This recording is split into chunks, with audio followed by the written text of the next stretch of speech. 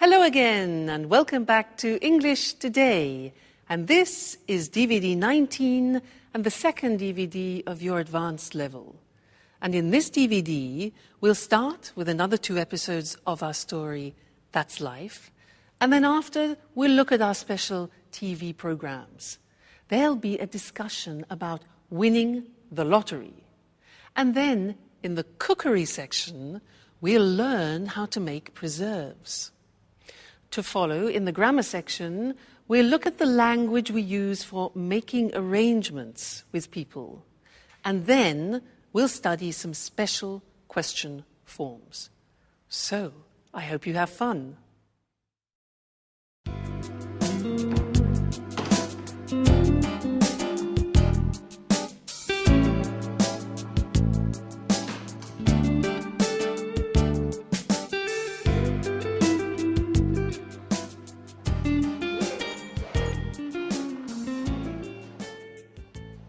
Here we are, home sweet home. I would have preferred to stay away just a little bit longer. Oh my God, look at the mess. Look at this place, and look at the dust. Oh, I don't even know where I'm going to begin. Oh, calm down, Anne. One thing at a time. Let's just have a look at the post to start with. Electricity bill, heating bill, telephone bill. I can't believe there are only bills to pay. I'll open them later. Coming home from holiday is stressful enough as it is. Oh, here's a letter from Sharon. Let's see what she has to say. I'll tidy up later.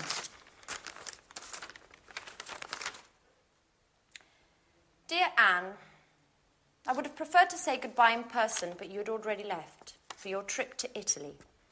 Speaking of which, did you enjoy yourself? Unfortunately, things between me and Jack just haven't worked out. Maybe we rushed everything. Maybe memories with Peter were still too fresh. I don't know. Anyway, living together just became impossible. After thinking about things long and hard, I decided to accept my boss's offer to transfer to Amsterdam, to take charge of the new museum opening. It's a great city. In any case, I need time to get my life in order and, well, I hope everything's fine with you. Don't move. Oh, don't hurt me.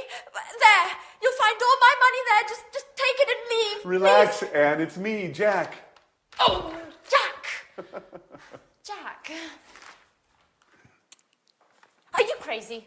You scared me half to death. And how did you get in here? Well, I might be living next door, but I still have these. So I can surprise you from time to time. Jack, you'll never change. I was reading a letter from Sharon explaining why she left. If you don't mind, Anne, I'd rather not talk about that. What about you and your Mr. Perfection, Nick? How are you? Well, I realized that things weren't all as perfect as he wanted me to believe, and in any case, if you don't mind, I'd rather not talk about it. Absolutely. Let bygones be bygones. What about a drink to celebrate your homecoming? No, Jack. I've just arrived and I need to unpack and just take a look at the place. It's a disaster area. No, the first thing I want to do is get things tidied up. Where did you get this? Isn't it marvelous? My grandmother gave it to me.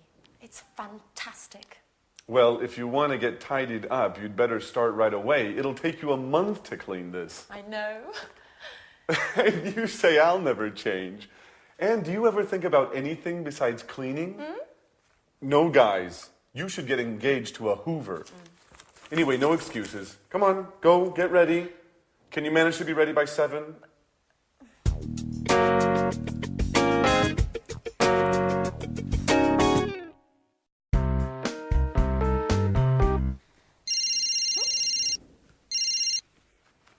Hello? Alice! Hi! Yes, I arrived this morning. Oh, and I'm here with Jack now. He says hello. Yeah, she says hello. I'm so happy. You know, Jack insisted on cleaning the whole house straight away.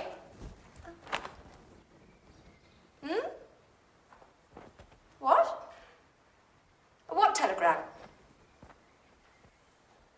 No, I haven't received anything. What? But tonight? Alice? No. Wait, no, yes, Alice, you should have given me some advance notice. Okay. Yes, fine. I'll see you at the airport at 9. What do you mean at the airport? What did Alice have to say? She's arriving tonight at 9 o'clock. For good. And she's bringing a surprise. Wow. Well, that is good news. What, together again? All for one for all? Isn't that great, Anne? Yep. Fantastic. What's the matter? Why the sad face? Nothing. Well, it's just that I was just thinking about the poor house.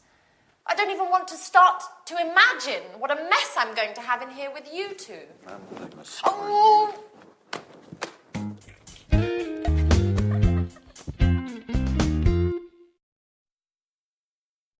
Hello, and welcome back to your live English language TV program. Did you notice in that episode that Jack was trying to invite Anne for a drink, and he was using the language of making arrangements? Well, that's what I want to study with you now in this lesson. And to do that, I want to use the telephone. Now, listen carefully to the conversation that I have, okay? Oh, miracles can happen. Hello? Oh, hi, Jane. How are you? Yeah, fine, thanks. Very well. Well, lots of work at the moment, actually. Yes, I know. I look forward to the weekend, too, just to relax a bit. And how about you? Yeah? Oh, what's going on? Oh, that sounds interesting. When? Friday. Oh, no, not Friday. I've got a concert.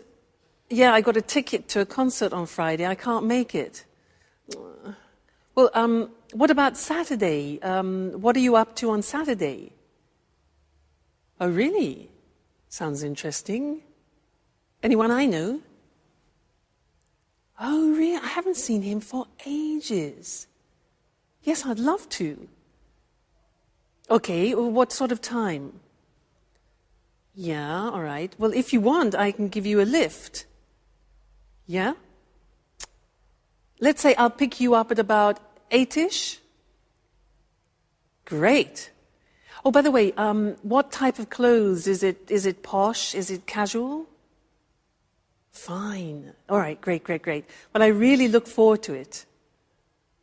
All right then, good. See you then. All right then, bye.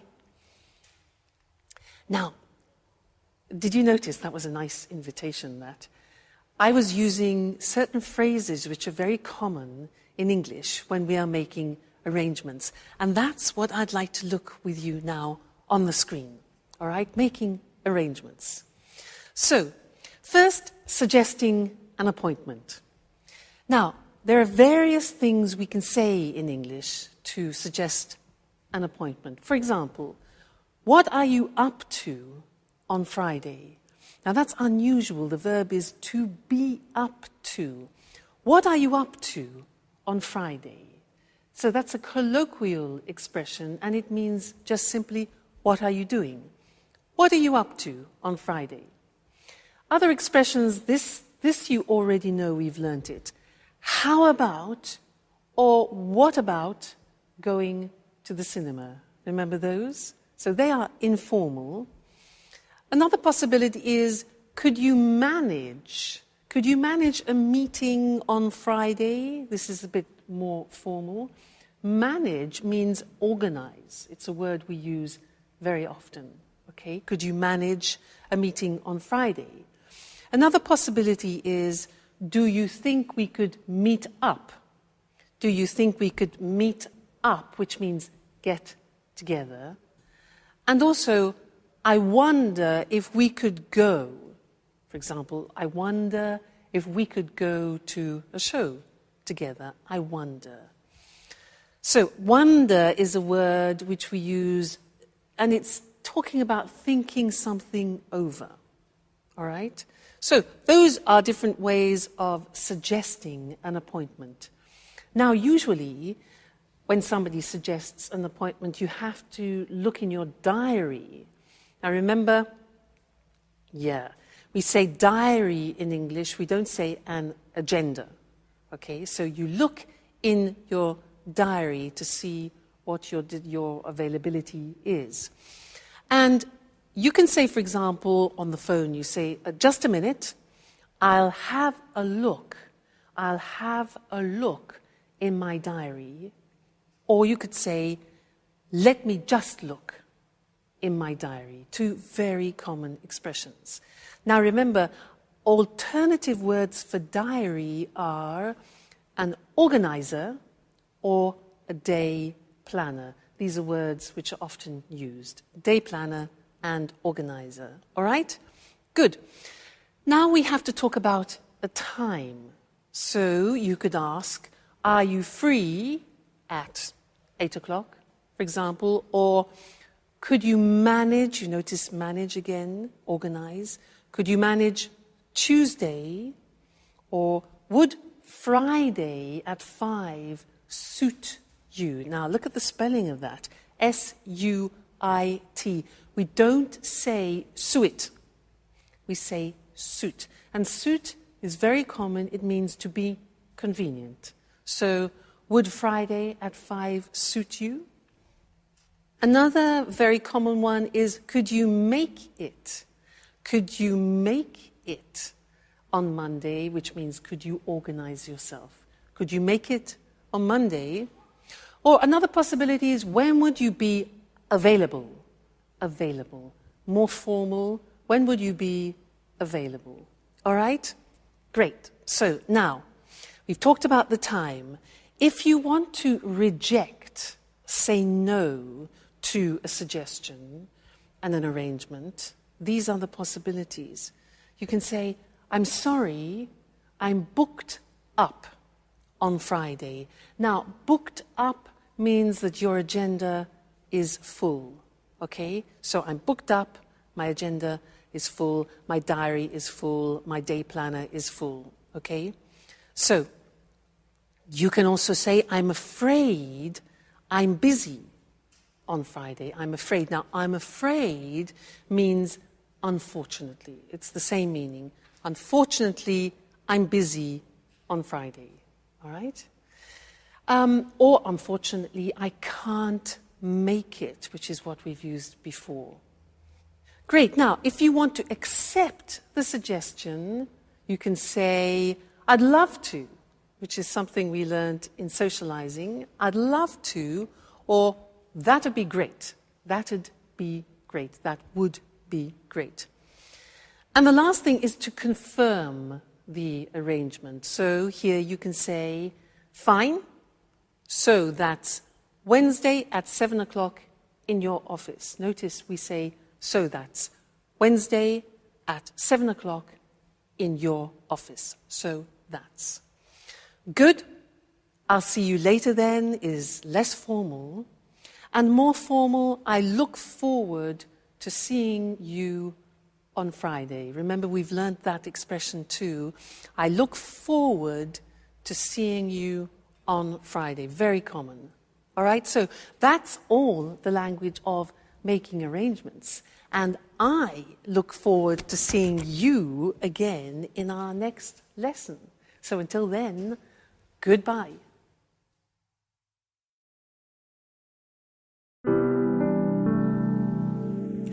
I just don't understand, Alice. Why did you leave the job you were doing with your father? Had you started arguing again? No, well, not exactly. You know, working with my father is very difficult. We just have a completely different artistic view of things. And you know how I am. After a bit, I just get bored of doing the same things. I need new horizons. Well, what's wrong with working on a set? Wasn't it satisfying enough? Sure, of course. You know, in the long run, even the most satisfying things can get boring. And, of course, I met Edward. By the way, Edward is a Scorpio. Ooh, that's really interesting. Have you noticed what a magnetic look he has about him? Well, it's kind of hard to see his eyes from behind that camera. I wonder if he ever puts it down. Does he take it to bed with him? Stop! No, it's not going to work like that. You guys aren't acting naturally at all. You're too stiff. You look like statues. What we need here is expression, involvement, passion. Come on, let's do another take of that last scene. Which scene makes us look stiff? We're simply talking here, Edward. That's what I mean. Do it well. Let your inner self flow. Express your fears, your hidden desires. You, and yes, you are in love with Jack, aren't you? Don't be afraid. Show your true feelings. Show him what you are capable of. Well, besides the fact that I'm not in love with Jack anymore. Well, who told you, anyway? Okay, let's take 5. Maybe it's better if I leave you alone. Excuse me, Alice. Could you tell me where I can watch this material in peace and quiet? Go on into my room, Edward. I'll be with you in a minute.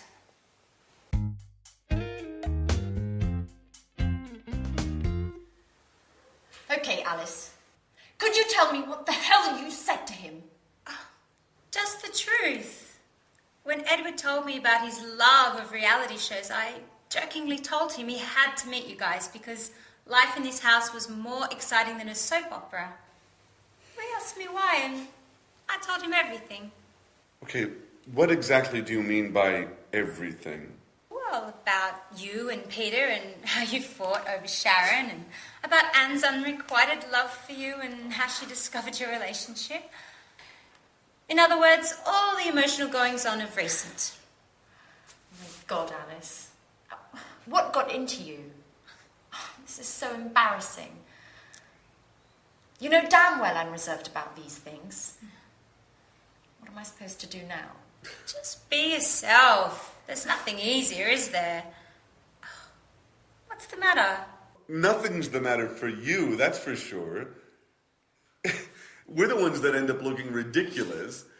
Just for the record, what is Edward planning to do with all of this interesting material? What does he do for a living?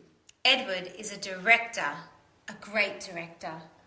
And as far as your other question is concerned, that's a surprise. I can't say anything yet. At any rate, you'll find out soon. My God, Alice. Your surprises are starting to trouble me.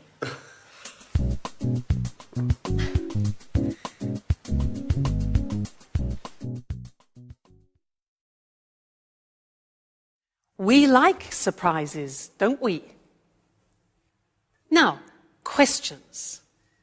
In this lesson, I want to do some revision of questions, and I want to do a quiz with you. And I want to ask you some special questions, those unusual questions in English. And I want you to try and find the correct answer by understanding the real meaning of the question. Let me give you an example. If I ask you, what's he like? What's he like? What answer would you give me? What's he like? You remember? Okay, it's not the verb to like to like and dislike. What's he like is asking about the general impression of a person. So, what's he like? An answer could be, he's lovely, he's very nice, he's kind, he's generous. All right? So that's the quiz. Are you ready? Let's move on. Now, question, what does he look like? What does he look like? Remember that? Yeah, look like is for physical appearance. So an answer could be, well, he's tall, dark, and handsome. Classic. All right, so what does he look like? Physical appearance. Next. How is he? Answer, how is he? Now that's a bit confusing because it is only asking about somebody's health. Like, how are you? So how is he? He's fine. Great. Okay, he's fine. Next one. What does he do for a living? What does he do for a living? The answer? Okay, he's a doctor. He's an engineer. So that question is asking about professions. What does he do for a living? Very good. Next one. These. What's the matter? What's wrong? What's up? Okay. Yeah, there are many, many possibilities because the question means what's the problem? So what's the matter? What's wrong? What's up? You can say, I can't find my phone. All right. Good. Next one. This one, not so easy. Try and answer this. What's it about? What's it about? Yeah, okay, now we're asking about the content. It could be a book, it could be a film, for example. What's it about? An answer could be, well, it's a love story, it's about two people who fall in love, and then blah, blah, blah, blah. All right, so what's it about? Content. Next one. Which way do we go? Answer. Which way do we go? Yeah, good. It's for giving directions. So you can say, well, you go right, then you turn left, and then you carry straight on. So which way do we go giving directions? Fine. Next one, this one. What size do you take? What size do you take? Yeah.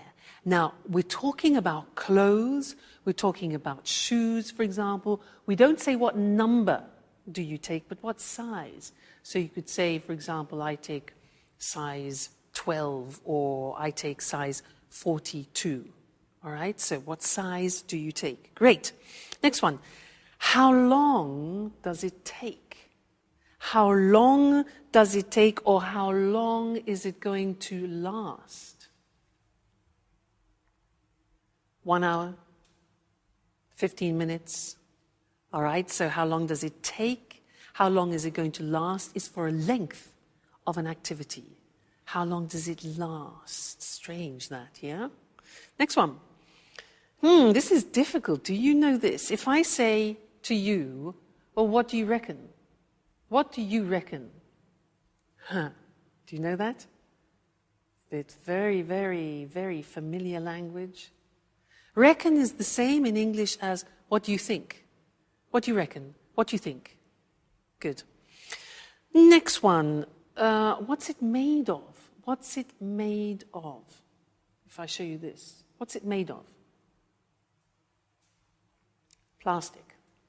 Right. So what's it made of is for the substance. Wood, plastic, paper, etc.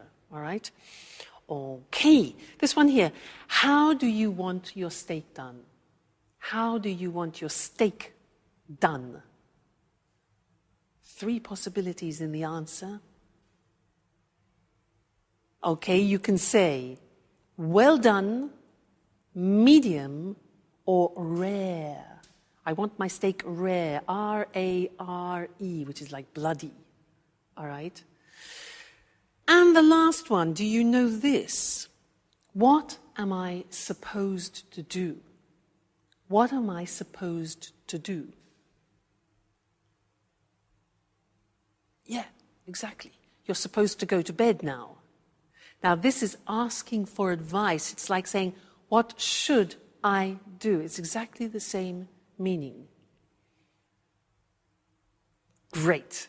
Now, you're very good, you see. With every lesson, you learn more and more, and we're really making progress. So, keep practicing, and I'll see you again in the next lesson. So, take care. Bye.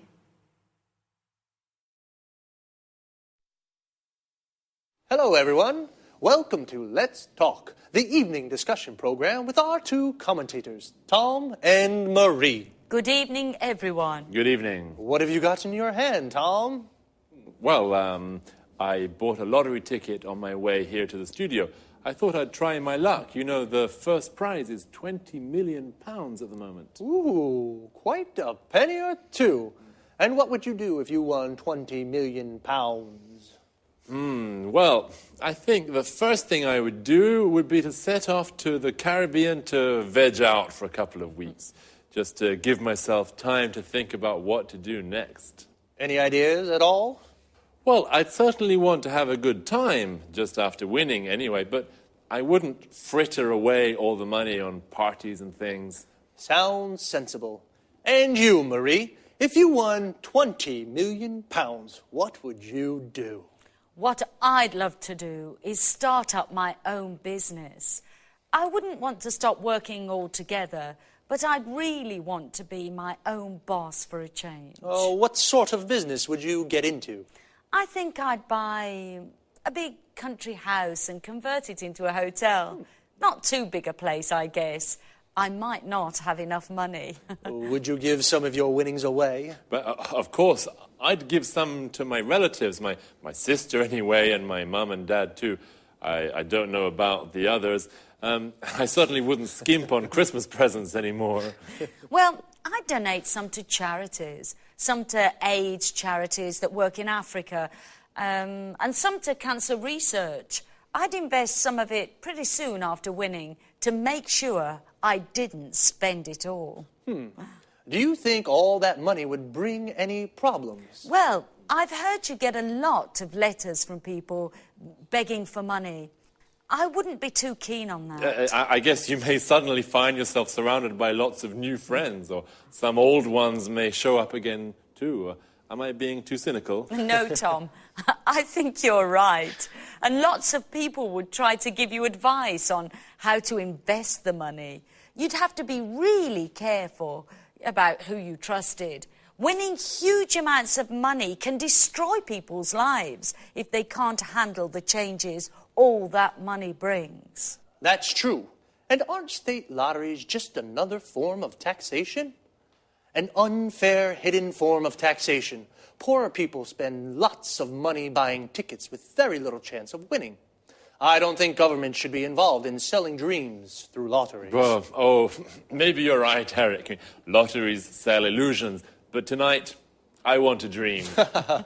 Okay, Tom, keep on dreaming them. Good luck for the draw. And goodbye to you and Marie. Goodbye. Goodbye. Would you like to win £20 million? Well, think about it. And we'll see you again next time for another discussion of Let's Talk. Well, what would you do with £20 million? Would you set off for the Caribbean, like Tom? We say set off for a destination. This means to start a journey. He would veg out for a few weeks to think. To veg out means to relax completely. It's an informal expression.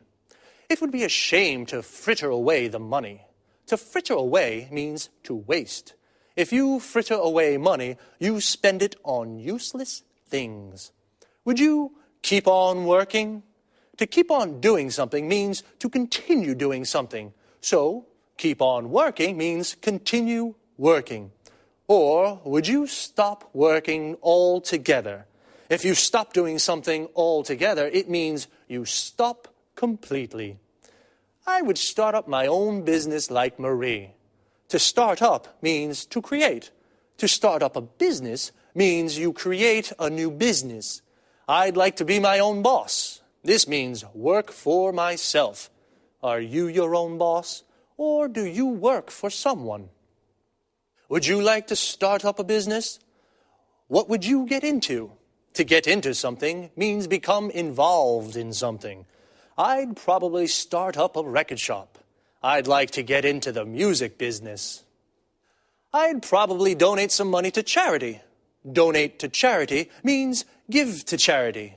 Would you donate any of your winnings? Your winnings is the money you win. I guess, though, unexpected people may show up if you suddenly won so much money. To show up means to arrive. And as Marie said, lots of people may start begging for money. When you beg for something, you ask for it desperately. Perhaps I'll try my luck and buy a ticket too. See you next week, or if you don't see me, then it means I've won. Bye. Good morning from Cooking Today. Here we are with Lisa French, our expert homemaker. How are you, Lisa? I'm fine, thanks. Hello, everybody, and welcome to my home. I wonder what you'll talk about today. An interesting theme, preserves. This reminds me of my granny. So what kind of preserves are there? There are plenty. Jams, jellies, conserves, marmalade, syrups, candies, sauces. You see, you can preserve almost anything. Even meat? Of course, meat, poultry and fish. What's your favourite preserve?